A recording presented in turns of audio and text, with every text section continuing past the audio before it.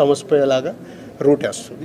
నిన్న Congress party MLA Gandhi Bhavan లో మాట్లాడుతూ నైజాం ఏరియాలో నేను సినిమా హీరోలు అడుక్కు తింటారని స్టేట్మెంట్. అవి వద్దు, నేను వచ్చింది సీఎం గారు చెప్పింది, నేను వచ్చి ఇప్పుడు కమ్యూనికేట్ చేస్తుంది. రెండింటి మధ్యలో ఎలాంటి సమస్య లేకుండా చూసుకునే రెస్పాన్సిబిలిటీ ఎఫ్డీసీ చైర్మన్గా నాది.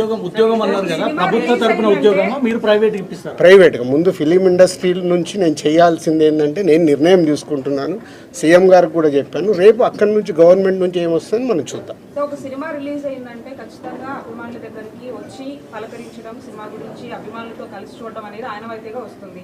ఇప్పుడు అవన్నీ లేవని చెప్తూ ఉన్నారు. దీని గురించి మీ రియాక్షన్ ఏంటి? అట్ ది సేమ్ టైం కాదమ్మా, ఒక్క నిమిషం, ఇలాంటివి జరగడము దురదృష్టం.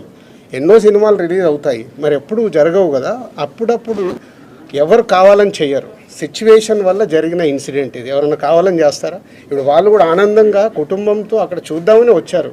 దిల్సుఖ్ నగర్ నుంచి సంధ్యా థియేటర్కి వచ్చారు అంటే వాళ్ళకు ఒక ఆనందం పొందటానికే వస్తారు. దురదృష్టం ఇలాంటి సంఘటన జరగడం. ఇలాంటి సంఘటన చెయ్యాలని ఎవరు చేయరు, జరిగింది కాబట్టి దీనికి అన్ని రకాలుగా చూసుకొని చేయాల్సిన బాధ్యత పౌరులుగా మా పైన ఉంది, అలాగే మీడియా పైన కూడా ఉంది. మనందరికీ